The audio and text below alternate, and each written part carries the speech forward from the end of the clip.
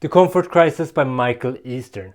Boredom is dead. We killed it, and other inconveniences are becoming much more rare as well, like feelings of hunger, feelings of being cold, and feelings of physical exhaustion. Even that uncomfortable thing that we call silence is slowly being eradicated. So now, finally, people can live lives of joy and fulfillment, right? Quite the opposite. It feels like the more we stray away from the stressors that our ancestors, the early humans, had to face every day, the more anxious, the more depressed, and the more petty we become. Maybe it has become time for us to rewild ourselves.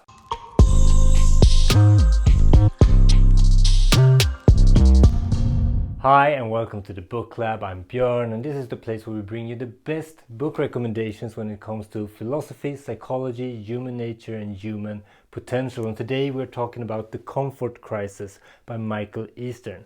Quote, "A radical new body of evidence shows that people are at their best, physically harder, mentally tougher, and spiritually sounder after experiencing the same discomfort that our early ancestors were exposed to every day." In this book, we get to tag along with the author in his investigation into why we get sick and depressed in our sheltered and temperature-controlled lives that we live, where food is plenty and physical challenges are few. Could maybe many of these ailments of civilization be overcome by us rewilding ourselves and throwing ourselves voluntarily into situations of discomfort?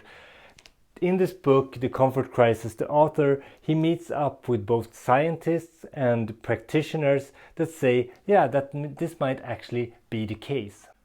Scientists are finding that certain discomfort protects us from physical and psychological problems such as obesity, heart disease, cancers, diabetes, depression and anxiety. And even more fundamental issues like feeling a lack of meaning and purpose. Scientists at Stanford, they stressed young squirrel monkeys by once a week removing them from their family for 10 weeks in a row. These monkeys, they became more resilient and more competent than their more sheltered siblings. They became the leaders and the doers of the group. And similar results were found in humans that have faced difficulties in life. The problem creep. As we experience less problems, we don't become more satisfied. Instead, we lower our threshold for what we consider a problem. Misogi. What is a Misogi challenge?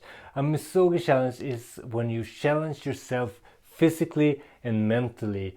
A Misogi challenge asks of you, quote, "What are you mentally and spiritually willing to put yourself through to become a better human?"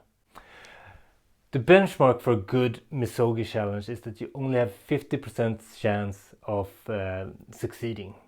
And that is if everything goes right. Another concept that I talk about in the book is rucking. And it's actually just walking with something heavy on your back, like a rucksack. I found this idea quite interesting because I have two younger kids. There's a lot of things to carry when we move from here to daycare or whatever. There's trolleys, there's bags, there's all that good stuff. And it's kind of made a switch in mindset when reading this, and it talks about all the good effects of carrying heavy loads.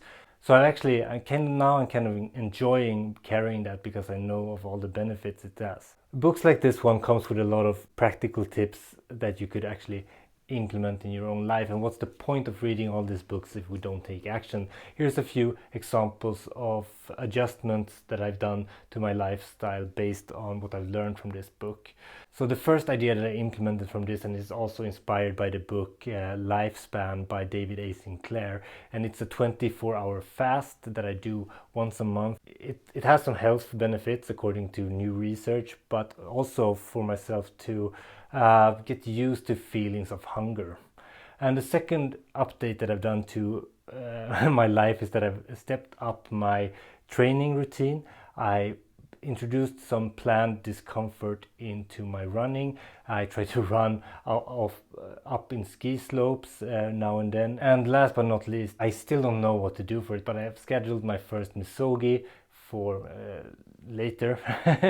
I don't know what to do yet, but this is a concept I really want to try out for myself. The Comfort Crisis has become a Book of the Year candidate for me. It's a book that have had very real and practical implications on my life, and I've done a lot of lifestyle adjustments thanks to the information in this book. It goes through a lot of examples of how we can gain in life from leaning into what's uncomfortable and go against our instincts. It talks about how it's good for us to carry heavy things, about how spending time in nature is beneficial for us and our mental state, and how living in crowded and noisy cities actually is detrimental to our psychology. It also talks about maintaining a healthy weight and the importance of that if you want to live a long life. And maybe a key lesson is that going through tough shit actually makes you less petty, and that's a good thing. It also reminds me of this other book that I read, was it last year or the year before that, Can't Hurt Me by David Goggins. It has similarities to it. This one has a totally different tone and a different perspective, but if you like this book, I think you will get a lot of joy out of this. And this is one of those books that kind of kick you in the ass, gets you going, gets you inspired to actually improve things in your life when it comes to your wellness and your potential. I will leave you with this summarizing quote, but first like and subscribe and comment below. It really helps me reach more people. And this is from the end of the book, when the author reflects on what one of his friends had said during this whole discomfort journey. Quote, "If I said, hey, we're going for a 2-hour hike, or we're going to deadlift our body weights, or we're going to do some grappling and kickboxing today, and that gives you anxiety, that's a real problem. I'm not saying that those things shouldn't be challenging, but you should be able to do pretty much any physical activity well. In our pursuit of better living, we have allowed comfort to calcify our natural movements and strengths. Without conscious discomfort and purposeful exercise, a forceful push against comfort creep, we will only continue to become weaker and sicker." Let me know in the comments, do you ever make things harder than they have to be just for the hell of it? That's it for me. See you next week on Thursday for more reviews. And that's it. Björn out.